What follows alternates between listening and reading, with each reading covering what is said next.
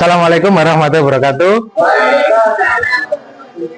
Yang saya hormati Bapak Kepala Sekolah Jenam Keramat, Bapak Ibu Guru, terima kasih waktu yang sudah diberikan pada saya.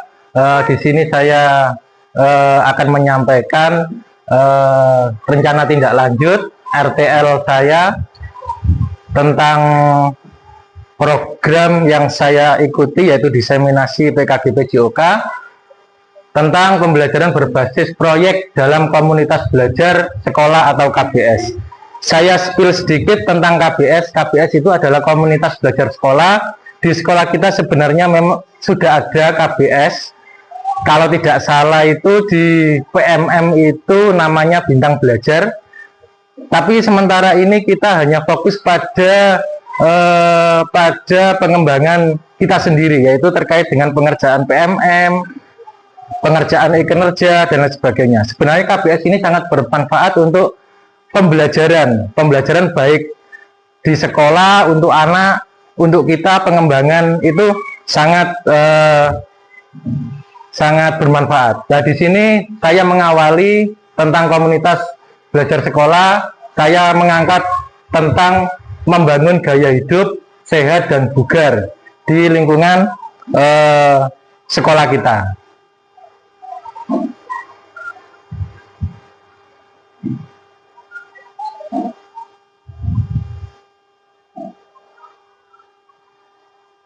Latar belakang, kenapa saya mengangkat tentang tema tadi? Latar belakangnya yaitu gaya hidup sehat dan kebugaran tubuh sangat penting bagi peserta didik, karena usia sekolah dasar adalah masa penting dalam perkembangan fisik dan mental. Namun banyak peserta didik yang kurang bergerak dan lebih sering terpapar gawai, sehingga mereka jarang melakukan aktivitas fisik. Terpapar gawai itu dalam arti itu sekarang musimnya gadget, musimnya HP. Jadi anak-anak itu lebih sering bermain HP, akhirnya kurang bergerak. Kemudian kebiasaan makan tidak sehat, kurang olahraga, dan gaya hidup kurang aktif berisiko menyebabkan masalah kesehatan pada anak, seperti obesitas, daya tahan tubuh lemah, dan penurunan konsentrasi belajar. Nah, ini konsumsi makan ini juga sangat penting untuk anak. Oleh karena itu, perlu adanya program edukasi dan kegiatan terstruktur untuk membangun gaya hidup sehat dan bugar.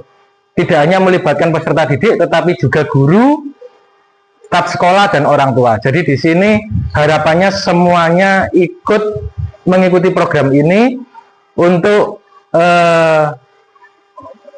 menciptakan kebugaran yang baik di lingkungan kita. Kemudian tujuan program ini yaitu membangun kebiasaan sehat sejak dini, yaitu menanamkan nilai pentingnya kesehatan kepada peserta didik. Penting ini karena kalau kita sudah biasa hidup sehat sejak kecil, nanti sampai mungkin dewasa, sampai tua, kebiasaan-kebiasaan itu akan terus terlaksana. Kemudian meningkatkan aktivitas fisik di sekolah, mendorong peserta didik untuk aktif bergerak melalui olahraga ringan dan bermain. Selanjutnya, meningkatkan pengetahuan tentang pola makan yang sehat. Nah, ini sangat penting karena jujur di lingkungan sekolah kita itu makanannya itu harus dikontrol, karena itu dampaknya itu tidak sekarang, dampaknya itu ke depan. Kemudian membangun kebiasaan tidur yang cukup. Nah, ini juga sangat penting. Saya juga mengalami kalau kurang tidur, Bapak Ibu Guru juga mungkin mengalami kalau kurang tidur itu badan juga kurang sehat. Yaitu mengajarkan pentingnya tidur yang cukup agar peserta didik dapat belajar dan beraktivitas dengan baik. Nah, harapannya seperti itu, dengan pola yang sehat, tidurnya cukup, belajarnya juga sangat efektif. Capaiannya, peserta didik mampu memahami dan menerapkan dasar-dasar gaya hidup sehat. Selanjutnya, peserta didik terbiasa melakukan aktivitas fisik minimal 30 menit setiap hari. Peserta didik mulai memahami jenis makanan sehat dan memilih makanan yang bergizi. Peserta didik memahami pentingnya tidur yang cukup dan pengelolaan waktu. Ini capaian yang harus kita capai dalam program ini. langkah-langkah untuk program ini, hasil yang diharapkan. Untuk yang pertama yaitu edukasi dan pelatihan awal. Langkahnya mengadakan sesi perkenal gaya hidup sehat dengan permainan interaktif dan video ya. Jadi nanti kita mengadakan perkenalan tentang gaya hidup sehat kepada peserta didik mulai dari kelas 1 sampai dengan kelas 6 melalui video bisa, melalui permainan juga bisa. Hasil yang diharapkan peserta didik memahami konsep dasar gaya hidup sehat seperti olahraga, makanan sehat, tidur yang cukup. Untuk rutin aktivitas fisiknya, yaitu diharapkan ya langkahnya mengadakan 5-10 menit sesi peregangan dan senam sederhana setiap pagi di kelas. Jadi setiap pagi untuk anak-anak per kelasnya melalui Bapak Ibu guru wali kelasnya silakan untuk mengadakan sesi peregangan untuk anak-anak. Hasil yang diharapkan peserta didik terbiasa dengan aktivitas fisik dan merasakan manfaatnya bagi tubuh. Jadi diharapkan peserta didik setelah aktif dengan berolahraga, dengan peregangan itu dapat merasakannya bagi tubuh. Kemudian edukasi pola makanan sehat, yaitu edukasi tentang makanan sehat, tentang buah-buahan, sayur-sayuran, dan makanan bergizi, termasuk demo makanan bergizi. Jadi kita kenalkan terhadap anak mana makanan yang sehat dikonsumsi, mana makanan yang tidak sehat dikonsumsi. Itu juga sangat penting. Sebenarnya ini sudah saya lakukan, tetapi setelah saya refleksi itu hasilnya kurang bagus. Banyak anak-anak itu masih jajan sembarangan. Kemudian hasil yang diharapkan peserta didik mengenal makanan sehat dan memilih makanan bergizi di rumah maupun di sekolah. Kemudian mengenalkan manfaat tidur dan istirahat. Langkahnya memberikan pemahaman melalui cerita atau diskusi tentang pentingnya tidur yang cukup untuk kesehatan dan pembelajaran yang optimal. Di situ juga nanti kita kenalkan apa manfaat istirahat, manfaat tidur yang cukup untuk kesehatan. Hasil yang diharapkan peserta didik memahami pentingnya tidur cukup dan mulai menerapkan rutinitas tidur secara teratur. Jadi nanti setelah edukasi ini harapannya seperti itu.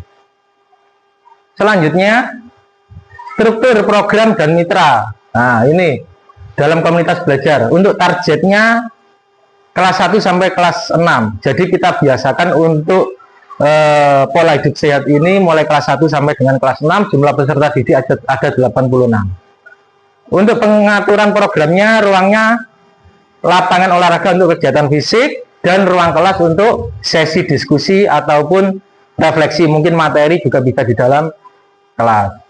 Waktunya program ini dimulai awal semester tahun genap 2025. Harapannya dengan semester yang baru, di tahun yang baru, dengan pola hidup yang baru, nanti prestasi maupun anak-anak juga semakin meningkat. Kemudian mitra dalam komunitas belajar kepala sekolah nomor 1 yaitu pembuat kebijakan. Program ini tidak dapat berlangsung apabila kepala sekolah tidak memberikan kebijakan tentang ini. Jadi kita harus berkolaborasi, harus bergerak bersama. Guru PJOK tugasnya yaitu fasilitator utama dalam membimbing peserta didik. Guru kelas juga maupun guru mapel yang lain juga membantu dan mendukung saat pelaksanaan. Jadi tidak hanya guru PJOK yang bertugas, semuanya bertugas saling mengingatkan kepada anak-anak biar hasilnya juga maksimal. Di lain itu orang tua di rumah juga harus mendukung peserta didik mengikuti program dengan baik. Jadi kita harus bisa berkomunikasi dengan orang tua juga untuk melaksanakan program ini supaya hasilnya diharapkan maksimal. Kemudian kapasitas yang dimiliki kelas atau sekolah kita. Kelas atau sekolah kita memiliki lingkungan yang aman dan sehat untuk melaksanakan aktivitas fisik serta memiliki tenaga mengajar yang mendukung program. Dalam arti lingkungan yang sehat dan aman itu bersih lingkungannya. Ini nanti juga kita menggerakkan penjaga sekolah atau petugas kebersihan di sekolah untuk mendukung kegiatan ini. Kemudian sekolah memiliki waktu khusus di pagi hari untuk kegiatan peregangan, senam, dan bekerja sama dengan kantin untuk menyediakan makanan sehat. Tadi yang saya sampaikan tentang kegiatan pembiasaan untuk anak di kelas minimal 5 menit sampai 10 menit. Entah nanti dibungkus seperti apa, kita diskusikan bersama. Kemudian juga kita harus bekerja sama dengan kantin. Kantin ini sangat perlu karena kantin adalah penyedia makanan untuk anak-anak. Ini perlu kita gerakkan juga, kita sadarkan juga tentang pentingnya makanan sehat untuk peserta didik. Rencana evaluasi program, evaluasi mingguan, ini guru melakukan evaluasi sederhana tentang keikutsertaan peserta didik dalam kegiatan fisik dan pemahaman materi akan materi gaya hidup sehat. Kita bisa melakukan observasi, pengamatan, ataupun asesmen otentiknya untuk mengetahui evaluasi mingguannya. Kemudian kuesioner sederhana untuk peserta didik dan orang tua. Setelah setiap tema nanti kita sampaikan, selesai, kuesioner kita berikan untuk mengukur perubahan kebiasaan. Jadi kebiasaan awalnya bagaimana, kemudian setelah program itu kebiasaannya bagaimana untuk anak.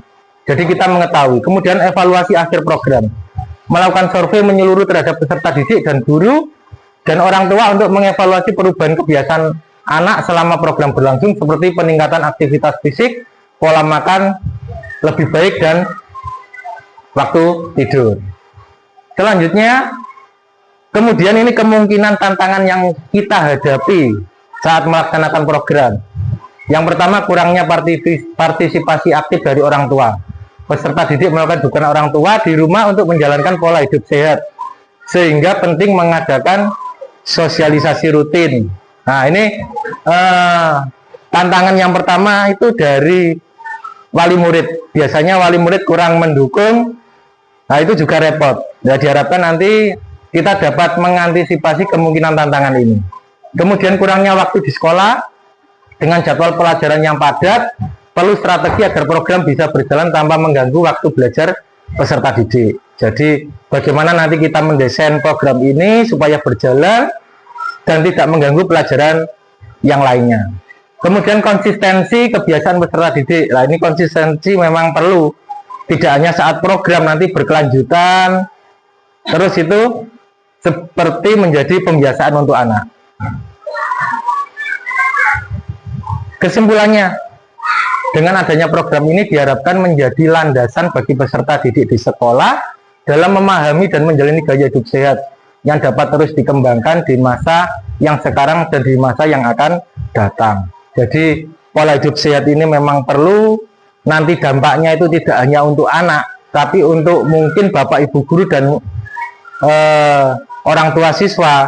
Setelah bapak ibu guru menyampaikan materi tentang pentingnya, oh berarti kita harus melakukan pola hidup sehat. Mulai sekarang yang biasanya tidak rajin berolahraga menjadi rajin berolahraga. Yang biasanya makannya tidak teratur ataupun kurang sembarangan makannya, nanti kita bisa belajar untuk itu.